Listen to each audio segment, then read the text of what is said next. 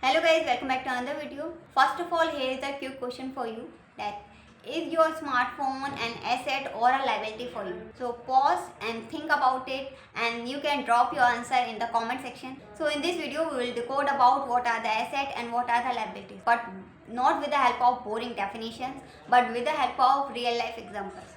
So start करते हैं. So सबसे पहले समझते हैं what are the asset. So asset are the things that put the money in your pocket. तो अगर सिंपली बोलें तो वो सारी चीज़ें जो कि आपके पैसे को बढ़ाती हैं, आपको अर्न करने हेल्प करती हैं, आपके पैसे को ग्रो करती है, वो सारी चीज़ें आपके लिए एसेट हैं. And then second thing is what are the liabilities.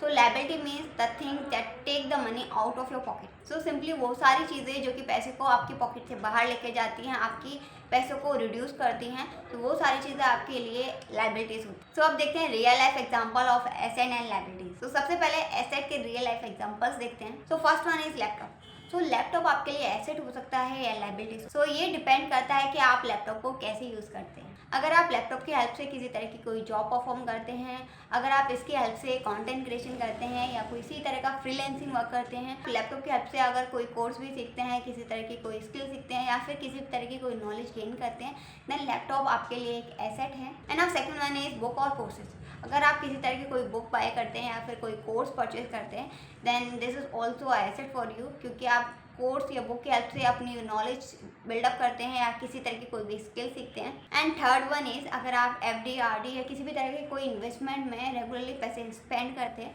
Then this is also asset for you, because ये आपके लिए रिटर्न लेके आते हैं. And then fourth one is अगर आपने कोई भी चीज़ खरीदी है, लाइक अगर आपने किसी तरह कोई कैमरा खरीदा है या कोई महंगा स्मार्टफोन खरीदा है, अगर वो आपको हेल्प करता है फर्दर अर्न करने में, आपके पैसों को ग्रो करने में, then definitely this is an asset for you. So ये सारे एग्जाम्पल होते हैं एसेट के. And now next one is liabilities. So liabilities के रियल लाइफ एग्जांपल्स क्या हैं? सबसे पहले अगर आपने किसी तरह का कोई कॉस्टली फैंसी स्मार्टफोन खरीदा है और आपने उस स्मार्टफोन को ईएमआई पे खरीदा है, बिकॉज उसकी कॉस्ट बहुत ज़्यादा है, देन आपको हर महीने ईएमआई देनी होगी.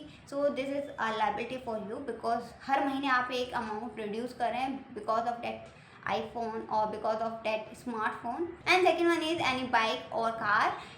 अगर आपने वो बाइक या कार कोई EMI पे ली हो तो आपके EMI एक्सपेंसेस बढ़ जाते हैं, आपके रेगुलर मेंटेनेंस चार्जेस बढ़ जाते हैं और आपको रेगुलरली उस पर स्पेंडिंग करनी पड़ती है. देन बाइक और कार भी आपके लिए एक तरह की लायबिलिटीज़ होती हैं. And third one are the credit card और एनी लोन.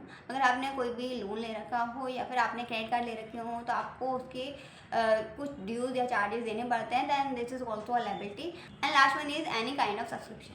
अगर आपने किसी भी तरह का सब्सक्रिप्शन दे रखा हो, this is also a liability. So I hope आप रियल लाइफ एग्जांपल की हेल्प से बेटर तरीके से समझ पाए होंगे कि what are the asset and what are the liabilities. अगर आप अपने आप को फाइनेंशियली स्ट्रॉन्गर बनाना चाहते हैं, you can follow this principle of asset and liability that build more asset and reduce your liabilities.